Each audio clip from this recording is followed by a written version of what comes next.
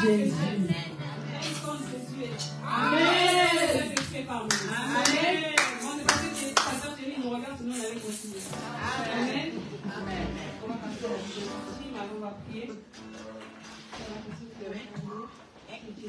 Amen. Amen. Seigneur Jésus, je te remercie d'avoir fait votre salut par terre de corazon. Que le Seigneur qui va là, Seigneur, et le Seigneur qui ensemble, Seigneur, que ce soit des filles qui sont, parce que vous savez que Dieu a un enfant, Seigneur, avec ce monde, avec le Dieu, Seigneur. C'est toi qui nous mets, Seigneur, le monde dans la vie, dans la gloire. Et nous voulons te dire merci, Seigneur, pour ce message, parce qu'on sait que tu es de ta part. Le sang précieux de Jésus. Amen. Amen. Amen. Amen. Shalom, bien-aimés. Alors, J'espère que vous allez bien. Par la grâce de Dieu, ça va. Je suis contente de vous voir dans la présence du Seigneur ce matin. Ce matin, je vais continuer le message qui m'avait été donné de la part du Saint-Esprit, de partager avec vous il y a quelques semaines au sujet de servir Dieu. Amen. Amen. Je disais que, en vrai, il s'agissait d'une réflexion dont j'avais besoin moi-même alors que je me prépare à être consacrée, mais que je pense que parce qu'on est tous appelés à servir Dieu, on devrait tous savoir qu'on doit servir Dieu, pourquoi servir Dieu, comment servir Dieu. Amen. Amen. Donc la première fois que je vous avais parlé du fait de servir Dieu, je disais qu'en fait, pour servir Dieu, il fallait d'abord connaître Dieu. Notre service, c'est le fruit de notre relation avec lui. Et donc, il fallait approfondir cette relation. Il fallait chercher à le connaître en passant du temps avec lui dans la prière, dans la lecture de notre Bible, dans la lecture de la parole et dans l'application de ce que dit la Bible. Parce que servir Dieu, c'est tout simplement lui obéir. Amen. Amen. On était allé dans Genèse et on avait vu que Adam, dans le jardin d'Éden, ne faisait que ce que Dieu lui disait de faire. Quand Abraham a quitté la maison de son père pour aller à Canaan, il ne faisait que ce que Dieu lui disait de faire. C'était les premiers serviteurs de Dieu et jusqu'à ce jour, cette définition n'a pas changé. Servir Dieu, c'est obéir. Amen. Et donc, lorsqu'on lui obéit, on doit le servir lui en ayant une relation avec lui, mais aussi une relation avec son épouse qui est l'Église. L'Église, corps de Christ. On ne peut pas servir Dieu sans avoir de relation avec Dieu, parce que si nous nous déconnectons de la source, nous devenons en fait des cymbales vides, des gens qui disent Seigneur, on invoque ton nom, on a invoqué ton nom, on a chassé les démons, mais que Dieu ne connaît pas. Mais on ne peut pas non plus servir Dieu en étant à la maison, en priant à la maison, en lisant la Bible à la maison, sans jamais se connecter à son épouse qui est l'Église, l'Église corps de Christ. Amen. On doit venir participer à la communion des saints pour pouvoir recevoir aussi des directives précises, ne serait-ce que dans l'Église, parce que chacun d'entre nous a un rôle. Jésus dit que nous sommes ses membres, nous sommes les membres de son corps. Et quand il manque un membre, c'est le corps qui ne fonctionne plus de la même manière. On ne peut pas négliger l'importance d'aucun membre. S'il vous manque un orteil, même si c'est un orteil, vous allez le sentir, n'est-ce pas? Quand vous ne venez pas à l'église, quand vous ne servez pas à l'église, c'est comme s'il manquait cet orteil, c'est comme s'il manquait ce genou, c'est comme s'il manquait une jambe, un tibia, un bras. Le corps n'est pas complet. Amen. Amen. Et ceci est donc un message à ceux qui nous regardent en ligne. Si vous n'avez pas pu venir, je peux comprendre. Mais faites tout pour être là, parce que quand vous n'êtes pas là, votre absence est ressentie comme votre présence est ressentie. Amen. Amen. Amen. Aujourd'hui, je voulais approfondir sur pourquoi servir Dieu. C'est vrai que, bon, j'ai expliqué qu'on doit servir Dieu, mais la question qu'on peut nous poser, c'est pourquoi. Quand on pense à servir Dieu, on pense au fait d'entrer dans le service, à se tenir devant la chaire, et on voit les hommes de Dieu ici. On est près de Pasteur Thierry, l'apôtre Franck Ibarra. On voit que servir Dieu, ça peut ne pas être facile. Moi, je me rappelle que quand on me disait « tu vas servir Dieu », une partie de moi voulait fuir, parce que je sais combien ça peut être difficile. Je sais qu'il y a un prix à payer. Je sais qu'il y a la persécution qui vient avec. Je sais qu'il y a les moqueries, le rejet. Beaucoup de choses peuvent venir avec le fait de servir Dieu et des choses difficiles. Le Seigneur peut nous demander aussi beaucoup de sacrifices. Parce que servir, c'est du sacrifice de temps, c'est du sacrifice d'argent.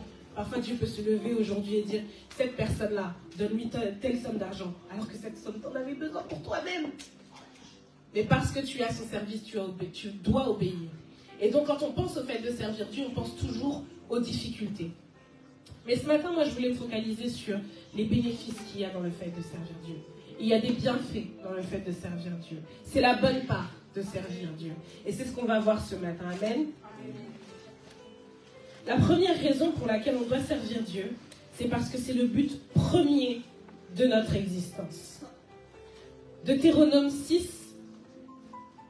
chapitre 6, verset 5. On va aller dans ce passage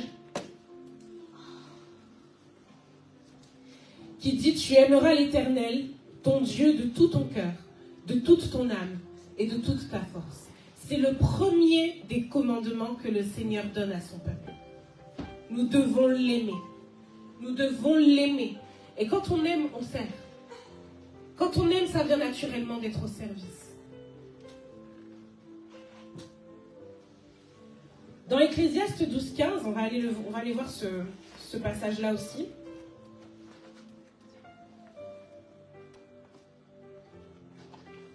Ecclésiaste chapitre 12, verset 15, pardon.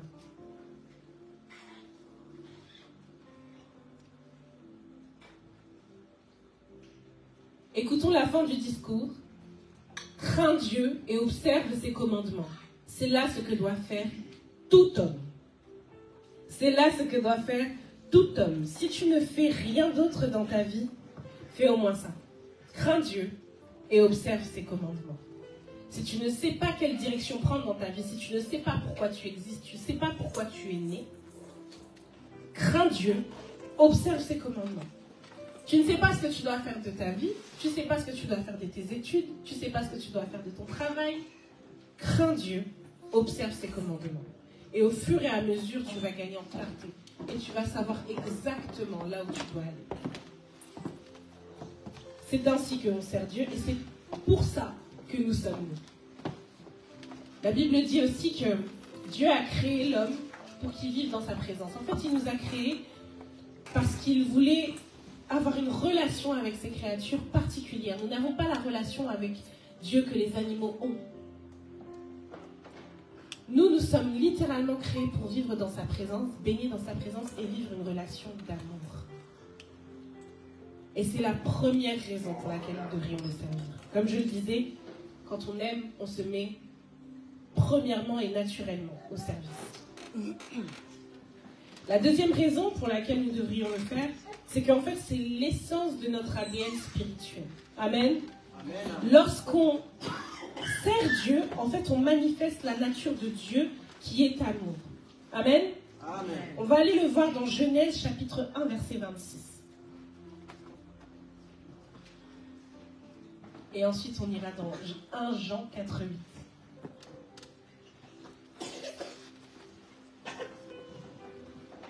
Puis Dieu dit, faisons l'homme à notre image, selon notre ressemblance, et qu'il domine sur les poissons de la mer, sur les oiseaux du ciel, sur le bétail, sur toute la terre, et sur tous les reptiles qui rampent sur la terre. Ce que je veux que vous reteniez de ce passage, c'est que vous avez été fait à l'image de Dieu. Vous êtes fait à sa ressemblance. Vous êtes fait comme lui. Il y a du Dieu en vous. C'est la première chose que je veux que vous reteniez. Ensuite, dans 1 Jean, chapitre 4, verset 8, il est dit, « Celui qui n'aime pas n'a pas connu Dieu, car Dieu est amour. » Amen. Amen. Vous êtes à sa ressemblance. Donc, vous êtes amour. Vous êtes amour. Notez bien, un truc qui m'interpelle, quelque chose qui m'interpelle, c'est que il n'est pas dit que Dieu aime. Il est dit que Dieu est amour.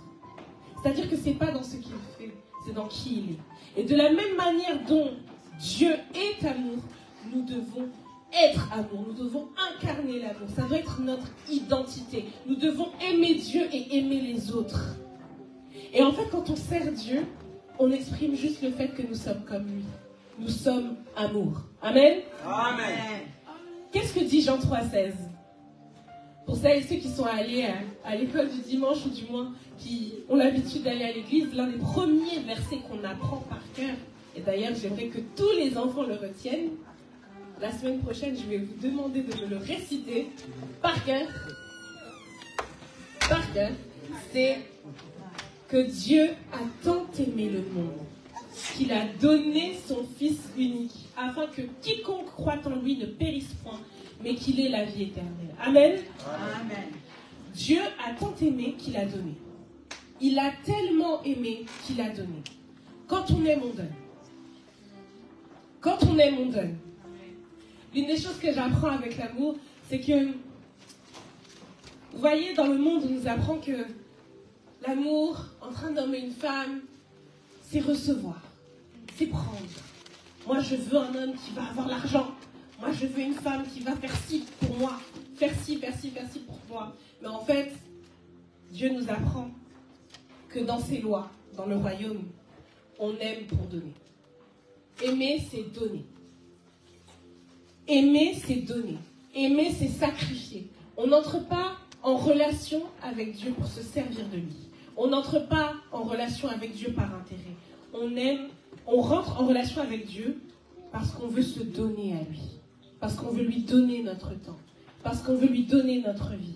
Et ensuite, il le prend et il nous rend bien plus que ce qu'on espérait. Amen. Amen. Le dernier passage que je voudrais prendre par rapport à ce point, c'est Jean, chapitre 15, verset 13.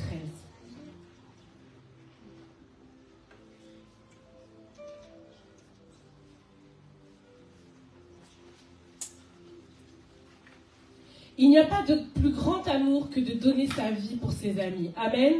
Amen. Il n'y a pas de plus grand amour que de donner sa vie pour ses amis. On voit en fait l'exemple par excellence qu'est Jésus. Il a aimé, il a donné sa vie, il s'est sacrifié, il a consacré tout son temps et tout de sa vie à servir son Père en se mettant au service de l'humanité. Quand nous servons Dieu, nous manifestons cette ressemblance à Christ. Nous devenons comme Christ. Nous devenons comme lui et nous expérimentons le fait qu'il y a plus de joie à donner qu'à recevoir. Il y a plus de joie à servir Dieu qu'à recevoir de Dieu. Il y a plus de joie à servir les autres qu'à recevoir des autres. Nous devons servir Dieu parce que lorsque nous servons Dieu dans nos vies, à l'église et en dehors, en fait, nous manifestons notre appartenance au Dieu qui donne. Amen.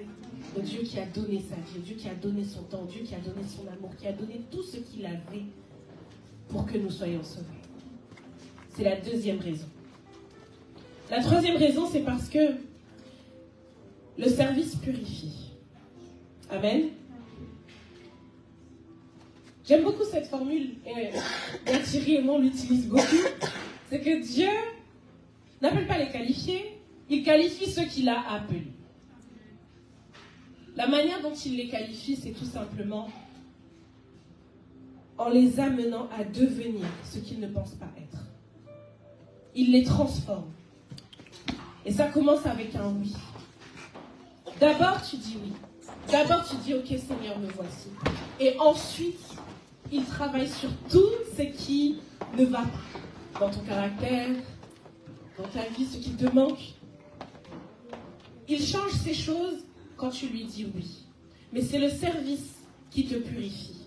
À force de passer du temps avec lui, tu deviens une meilleure personne. On va aller dans 2 Corinthiens chapitre 3, verset 18.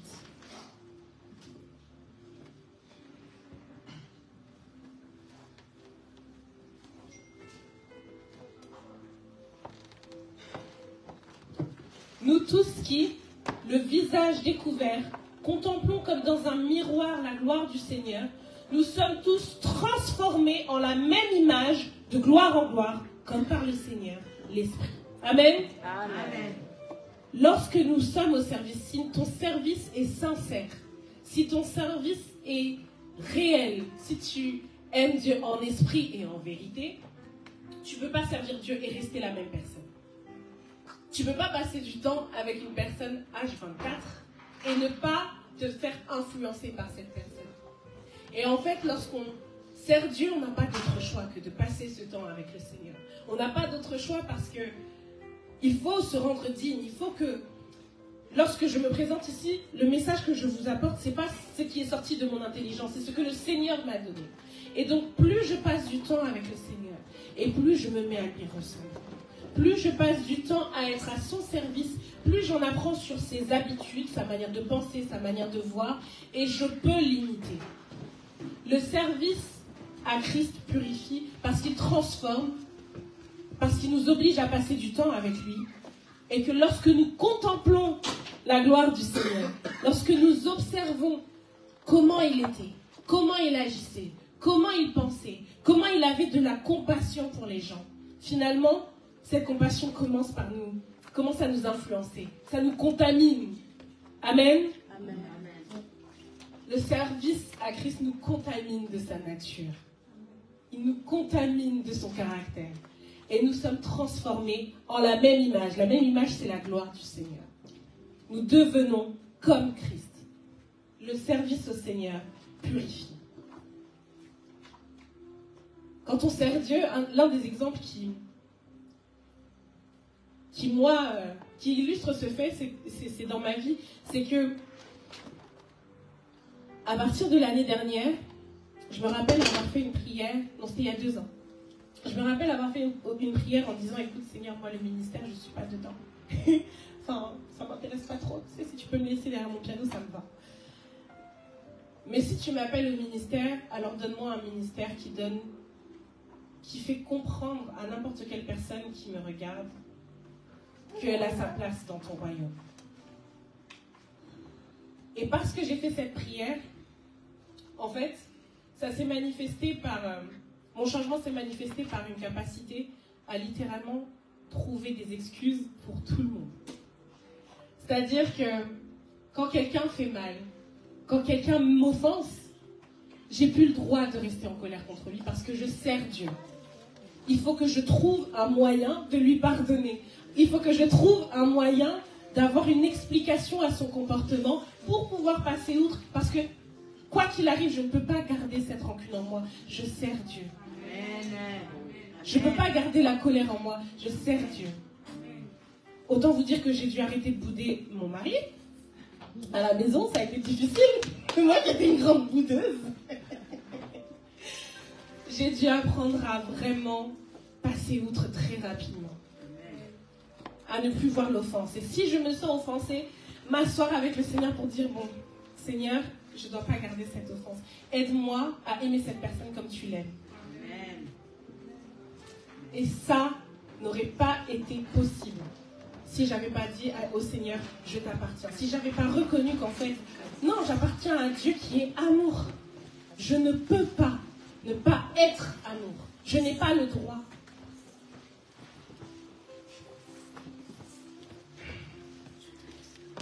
Vous savez, l'une des autres choses qui a beaucoup changé chez moi, depuis que je donne ma vie à Christ, j'ai reconsacré ma vie à Christ, ça a été ma bataille contre l'anxiété et la dépression. Pour celles et ceux qui ne savent pas, depuis que je suis petite, je souffre de crise d'anxiété. Et j'ai connu la dépression plusieurs fois, au point de commettre une tentative de suicide. Et quand j'ai donné ma vie à Christ, quand j'ai reconsacré ma vie à Christ, en réalité, c'est pas moi qui l'ai consacré, c'est ma maman qui m'a consacré pour m'avoir. Elle a fait une alliance avec le Seigneur. Et que ça serve aussi d'encouragement aux parents. Quand vous avez un enfant, donnez-le à Christ. Donnez-le à Christ. Parce que ce que vous donnez, Dieu protège. Dieu devient le gardien de vos enfants quand vous avez le dos tourné. Cet enfant peut aller à gauche, à droite, il va revenir à la maison. Amen. Si je suis là, c'est parce que ma mère m'a consacré. Et donc, je disais que quand je suis venue à Christ, j'ai observé finalement les serviteurs de Christ qui m'inspirent. Et donc j'ai plusieurs personnes qui m'inspirent, à commencer par mon père spirituel, l'apôtre Franck Ibarra. Et je me suis rendu compte que pour ces personnes-là, soit elles ont un masque, soit, en vérité, elles ne sont jamais affligées très longtemps. Elles ne restent jamais tristes très longtemps. Et elles ne laissent pas les choses les angoisser. Les nouvelles ne les perturbent pas. Ça perturbe un état de panique.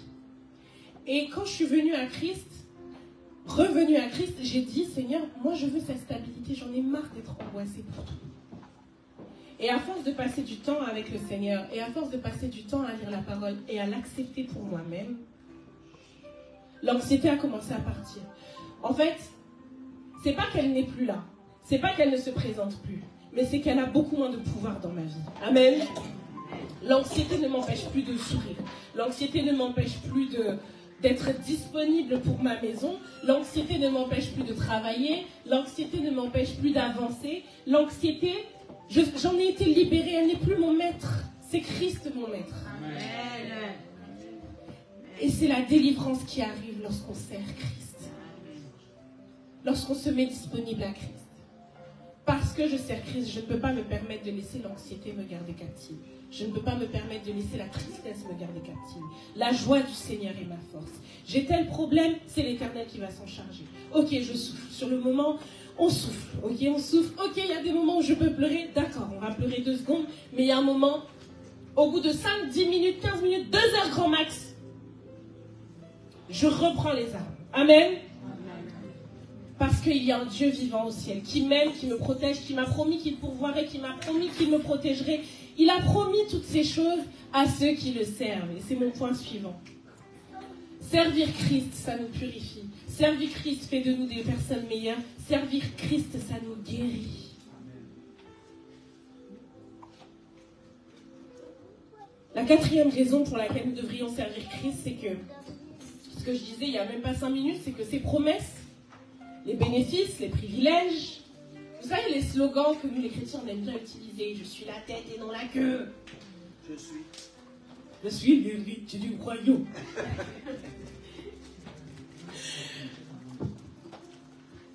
Je suis la favorite de Dieu.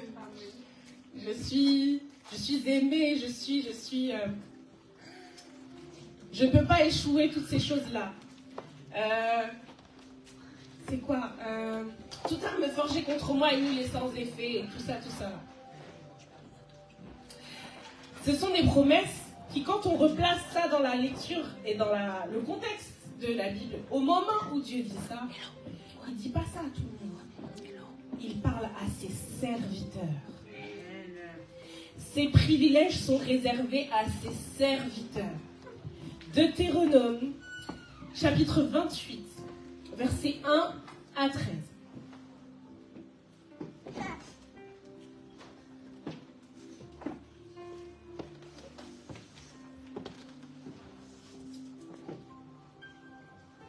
Je lis la parole au nom de Jésus. Si tu obéis à la voix de l'Éternel, ton Dieu, en observant et en mettant en pratique tous ces commandements que je te prescris aujourd'hui, donc on commence par un si, l'Éternel, ton Dieu, te donnera la supériorité sur toutes les nations de la terre.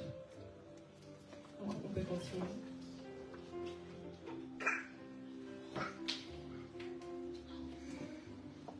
Voici toutes les bénédictions qui se répandront sur toi et qui seront ton partage lorsque tu obéiras à la voix de l'Éternel, ton Dieu.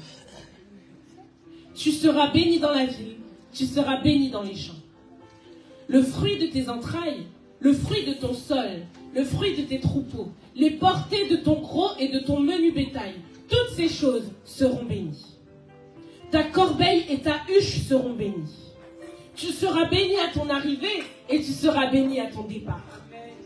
L'Éternel te donnera la victoire sur tes ennemis qui s'élèveront contre toi. Ils sortiront contre toi par un seul chemin et ils s'enfuiront par 7 chemins. L'Éternel ordonnera à la bénédiction. Il va ordonner à la bénédiction d'être avec toi dans tes greniers et dans toutes tes entreprises. C'est-à-dire que quand tu as un Dieu, imaginez un Dieu qui ordonne à la bénédiction de t'accompagner. Il te bénira dans le pays que l'Éternel, ton Dieu, te donne. Tu seras pour l'Éternel un peuple saint, comme il te l'a juré, lorsque tu observeras les commandements de l'Éternel, ton Dieu, et que tu marcheras dans ses voies. Tous les peuples verront que tu es appelé du nom de l'Éternel. Tous les peuples verront que non, cette personne-là, elle sert Christ. Et ils te craindront. L'Éternel te comblera de bien en multipliant le fruit de tes entrailles. Le fruit de tes entrailles, ce n'est pas que les enfants, c'est aussi les projets, les entreprises, tout ce que tu peux créer. Le fruit de tes troupeaux et le fruit de ton sol dans le pays que l'Éternel a juré à tes pères de te donner. L'Éternel t'ouvrira son bon trésor, le ciel, pour envoyer à ton pays la pluie en son temps et pour bénir tout le travail de tes mains. Tu prêteras à beaucoup de nations et tu n'en prêteras point. Un autre passage que nous aussi on aime beaucoup.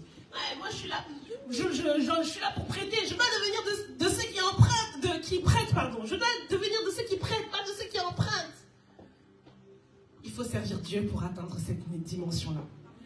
L'Éternel fera de toi la tête et non la queue. Tu seras toujours en haut et tu ne seras jamais en bas. Lorsque tu obéiras au commandement de l'Éternel. Nous, on aime bien s'arrêter à la virgule avant. Je serai toujours en haut, toujours en bas, toujours la tête et non la queue. Ok, mais la condition, c'est lorsque tu obéiras au commandement de l'Éternel, ton Dieu, que je te prescris aujourd'hui, lorsque tu les observeras et les mettras en pratique. Amen. Amen.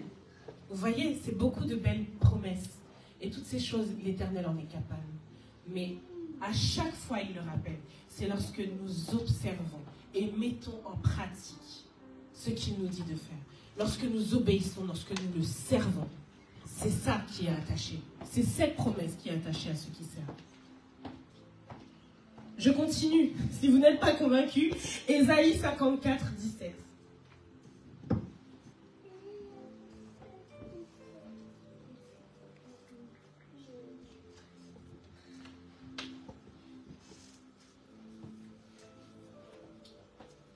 Je vais aller prendre tous nos passages favoris là. Toute arme forgée contre toi sera sans effet. Et toute langue qui s'élèvera contre toi, tu la condamneras. Tel est l'héritage des serviteurs de l'Éternel. Pas juste des enfants de Dieu. Des serviteurs de l'Éternel. Tel est le salut qui leur viendra de moi, dit l'Éternel. Dans le Nouveau Testament, dans Matthieu d'ailleurs, il dit « Et voici, je suis avec vous tous les jours jusqu'à la fin du monde. » Quand il termine ça, quand il termine cette déclaration, à qui il s'adresse? Il n'y a que ma maman qui sait. À qui il s'adresse quand Jésus dit « Allez, faites de toutes les nations des disciples, et voici, je suis avec vous tous les jours jusqu'à la fin du monde. » À qui il s'adresse? Aux apôtres. La présence de Dieu nous est garantie quand nous sommes à son service. La protection de Dieu nous est garantie quand nous sommes à son service. La providence de Dieu nous est garantie quand nous sommes à son service. Nous nous occupons de ses affaires et il s'occupe des nôtres. Cherchez premièrement le royaume et la justice de Dieu et tout le reste vous sera accordé par la suite. Si tu ne sers pas Dieu, je suis désolée, mais comme dirait l'autre, mets-toi à côté, tu n'es pas avec nous. Parce que cette parole concerne ceux qui servent, concerne ceux qui se mettent à disposition du Seigneur, concerne ceux qui disent « Seigneur, me voici », concerne ceux qui, en vérité, cherchent à connaître le Seigneur et cherchent sa volonté pour leur vie, mais aussi pour la vie de tous ceux qui l'entourent. Alors oui, si tu es enfant de Dieu, tu as accepté Christ comme Seigneur et Sauveur, mais tu ne le sers pas. Oui, tu iras au ciel, tu seras accepté de Christ, mais sur cette terre, ton niveau de bénédiction et de protection est limité. Tu ne vis pas au maximum du potentiel que le Seigneur a mis en toi. Je résume donc. 4 bonnes raisons de servir Dieu. Parce qu'il y en a des mauvaises. Mais 4 bonnes raisons de servir Dieu, c'est parce que c'est le sens de nos vies. Dieu nous a créés pour être avec lui. La deuxième raison, c'est que c'est la plus haute preuve de notre appartenance. Lorsque nous appartenons à Christ, nous manifestons l'amour. Lorsque nous manifestons l'amour, on nous reconnaît comme les enfants de Dieu. La troisième raison, c'est que ça nous rend meilleurs. Nous observons sa gloire, nous sommes transformés à l'image de sa gloire. Et la quatrième raison, c'est que ça fait de nous des privilégiés aux yeux de Dieu. Eh oui, nous devenons les préférés de Dieu, les favoris de Dieu. Donc ma question maintenant, et pour terminer, la suite au prochain épisode, c'est qu'est-ce que tu attends? Qu'est-ce que tu attends? Arrête-là. Qu'est-ce que tu attends? Tu sers Dieu? Qu'est-ce que tu attends pour servir Dieu? Tu n'es pas trop jeune pour servir Dieu. Tu n'es pas trop âgé pour servir Dieu. C'est jamais trop tôt ou trop tard pour servir Dieu. Est-ce que tu es satisfait de la vie que tu mènes aujourd'hui? Est-ce que tu es sûr d'être à ta place? Est-ce que tu es sûr d'avoir trouvé ta voie? Est-ce que tu es satisfait? Est-ce que tu es heureux? Est-ce que tu aimes ta vie? Dans ta vie sentimentale, est-ce que tu es satisfait? Si tu es célibataire, est-ce que tu es satisfait de ton célibat? Moi, je me rappelle que mon célibat même n'était pas un service à Dieu. C'était une rébellion. J'avais dit au Seigneur, je ne veux pas me marier. Pour diverses raisons, mais ce n'était pas le plan de Dieu pour ma vie. Donc, dans mon célibat, je ne servais pas Dieu. Est-ce que dans tes études, tu es heureux? Est-ce que tu sens que tu es vraiment là où Dieu veut que tu sois parce que tu sais que Dieu t'appelle à devenir telle personne demain, donc que tu dois étudier telle personne, ou est-ce que tu as choisi tes études par défaut? Est-ce que tu travailles juste parce qu'il faut manger, ou est-ce que tu travailles parce que tu veux investir avec pouvoir et puissance dans le royaume de Dieu? Est-ce que tu travailles parce que il faut bien, j'ai tel diplôme et voilà ce que je vais faire, ou est-ce que ton travail c'est aussi un endroit où le Seigneur peut se manifester, peut se servir de toi pour témoigner de sa gloire? Est-ce que dans ton travail, tu peux parler du Seigneur? Est-ce que dans ton travail et dans ce que tu gagnes avec ton travail, tu peux manifester la gloire de Dieu? Est-ce que dans ta famille, tu es heureux? Est-ce que tu es la personne qu'on rejette, qu'on évite? Ou est-ce que tu es la personne qu'on célèbre parce qu'on sait que vraiment c'est une personne... Si j'ai besoin de prière, je vais chercher cette personne-là. Si j'ai besoin de conseils, je vais chercher cette personne. Si j'ai besoin de quelqu'un stable, je vais chercher cette personne. Si j'ai vraiment besoin de quelqu'un qui a une relation avec le Seigneur, je vais chercher cette personne. Est-ce que tu es à l'aise avec tout ce que tu fais? Si demain Dieu te prend, est-ce que tu pourras dire que tu as vécu au maximum de ton potentiel? Est-ce que tu pourras dire que tu as vécu ces bénédictions-là? La bénédiction d'Abraham. Est-ce que tu pourras dire que non, j'ai été malade, j'ai été guéri. Je n'ai manqué de rien. Pourquoi tu n'y es pas? Pourquoi tu ne le fais pas? Quelle est l'excuse que tu vas donner? Quelle sera ton excuse valable? Tu vas dire au Seigneur, Seigneur, j'étais trop jeune. Seigneur, j'avais pas assez d'argent. Seigneur, j'avais peur. Franchement, c'est pas facile. Tu sais, les hommes de Dieu, on voit comment... Ce sera quoi ton excuse? Ce sera quoi ton excuse? Dieu va te questionner à la fin de ton voyage. Et si tu ne vis pas au maximum de la destinée, des plans qu'il a pour toi, tu iras au ciel. Mais ça va définir toute ton existence ici. Ça va définir comment tu vis. Soit tu vas subir la vie, soit tu vas être plus que vainqueur. La Bible dit qu'avec Christ, nous sommes plus que vainqueurs. Alors tu marches avec Christ à moitié? Ou est-ce que tu marches vraiment avec Christ au point où il peut te dire, voilà ce que je veux que tu deviennes, vas-y. Quitte la maison de ton père et va dans le pays que je te montrerai. Va vers Pharaon et dis-lui de libérer mon peuple. Si tu veux vivre la bénédiction d'Abraham, cette année, si cette année ça doit être ton année comme on a fêté là au 1er janvier, il faut que tu te lèves, que tu serves Dieu. Amen. Amen. Lève-toi et sers Dieu. Si tu dois ne retenir qu'une phrase de ce message, lève-toi et sers Dieu. Dis à ton voisin, lève-toi. Lève-toi.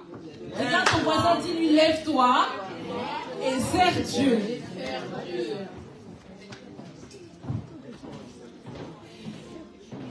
Nous allons prier. On va se lever pour prier. Amen.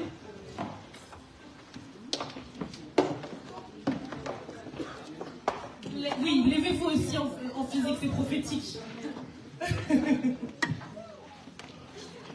Priez avec moi et dites, Seigneur, merci de m'avoir choisi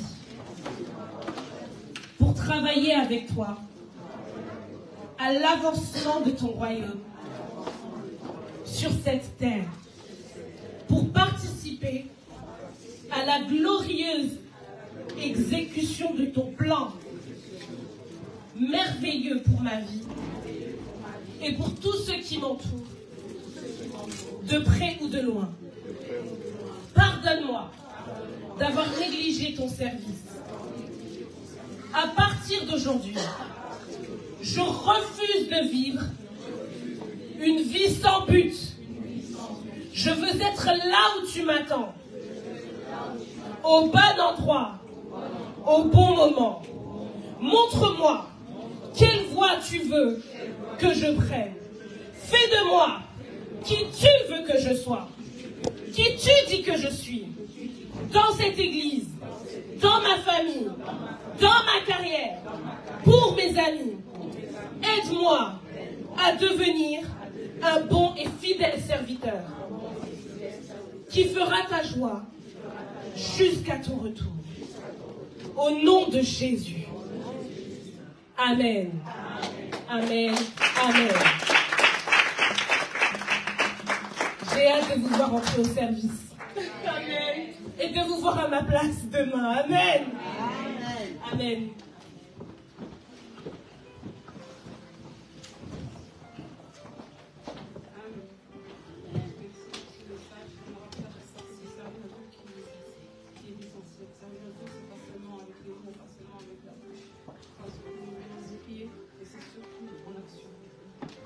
Surtout en action. Donc nous devons servir Dieu, non pas avec cette belle prière seulement, mais surtout agir.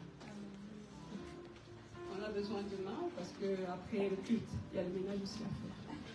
Vous pouvez servir. Amen. Amen. On va, ça c'est la troisième partie, la meilleure, parce que c'est Pasteur Thierry aujourd'hui.